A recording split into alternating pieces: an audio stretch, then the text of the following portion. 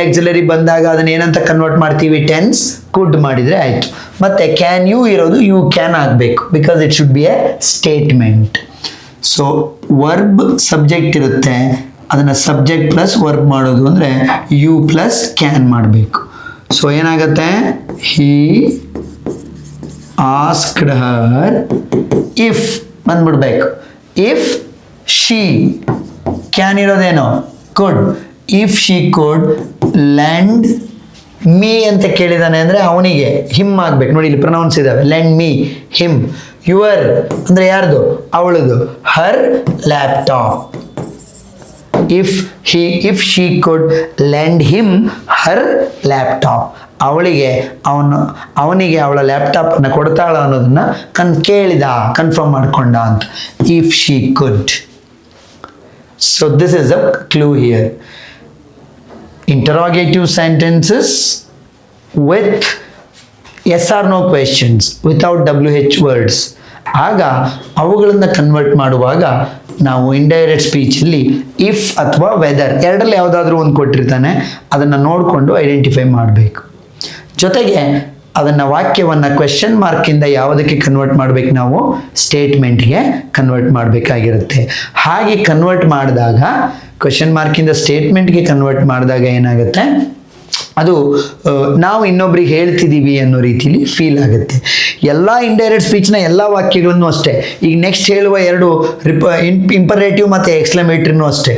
ಅವನು ಕೂಗಾಡ್ಬೋದು, ಬಟ್ ನಾವು ಹೇಳುವಾಗ ನಾವು ಹತ್ಕಂತ ಹೇಳ್ತೀವ ಬೇರೆಯವರಿಗೆ, ಅದನ್ನ ಹಿ ಎಕ್ಸ್ಪ್ರೆಸ್ಡ್ ಇನ್ ಸಾರೋ ಅಂತ ಹೇಳ್ತೀವಿ ಅಷ್ಟೇ, ಬಟ್ ನಾವು ಸ್ಟೇಟ್ಮೆಂಟ್ ಆಗಿ ಹೇಳ್ತೀವಿ.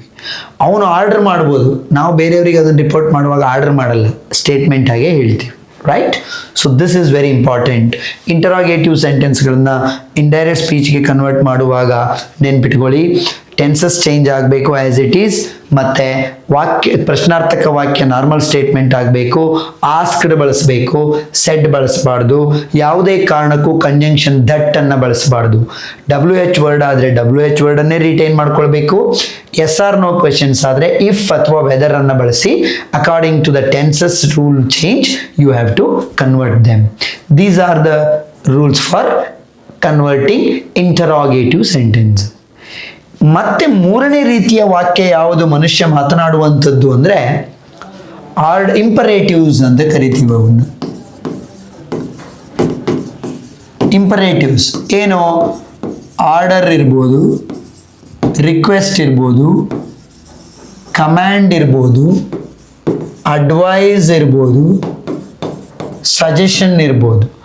Instruction, order, instruction, command, suggestion, advice, what it is, requisition, pleading, ಇದೇನೋ ಇರ್ಬೋದು. ಇಂಥ ವಾಕ್ಯಗಳಲ್ಲಿ ನಿಮಗೆ ಟೆನ್ಸ್ ಇರೋದಿಲ್ಲ, ಮುಂದೆ ಹಿಂಗೆ ಮಾಡು ಅನ್ನೋ ಥರ ಹೇಳಿದ್ದಷ್ಟೇ ಇರುತ್ತೆ. ಸೊ ಇವುಗಳನ್ನ ಕನ್ವರ್ಟ್ ಮಾಡುವಾಗ ಹೇಗೆ ಮಾಡಬೇಕು, ಟೆನ್ಸಸ್ ಅಪ್ಲೈ ಆಗೋದಿಲ್ಲ ಇಲ್ಲಿ.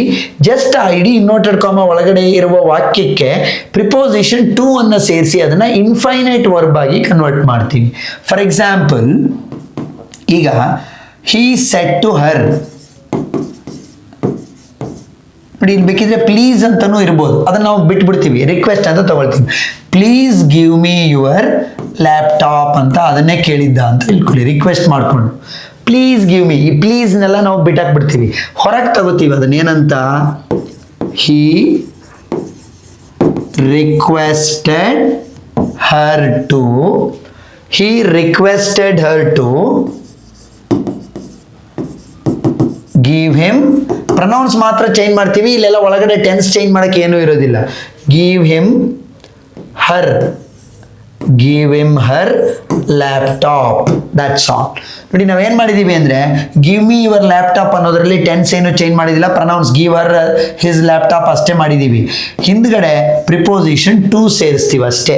ಇಡೀ ಇನ್ವರ್ಟೆಡ್ ಕಾಮಾ ಒಳಗಡೆ ಇರುವ ವಾಕ್ಯದ ಹಿಂದೆ ಟು ಸೇರಿಸ್ಬಿಟ್ಟು ಆ ವರ್ಬನ್ನು ಶುರು ಮಾಡ್ಕೊಳ್ತೀವಿ, ಯಾಕಂದರೆ ಅದು ಯಾವಾಗಲೂ ವರ್ಬಿಂದ ಶುರುವಾಗಿರುತ್ತೆ. ಆರ್ಡರ್, ಕಮ್ಯಾಂಡ್, ರಿಕ್ವೆಸ್ಟ್ ಅನ್ನುವಂಥದ್ದು. ಈಗ ನೋಡು, for example, take medicines regularly ಅಂತಿದೆ. ಇಲ್ಲಿ ಟೆನ್ಸ್ ಹುಡುಕಿ ಏನು ಕನ್ವರ್ಟ್ ಮಾಡೋದಿಲ್ಲ, ಇದೊಂದು ಅಡ್ವೈಸ್ ಅಂತ ಗೊತ್ತಾಯಿತು. ಏನೋ ಯಾರೋ ಯಾರಿಗೋ ಹೇಳಿರ್ತಾರೆ, I said to my grandmother ಅಥವಾ he said to his grand mother.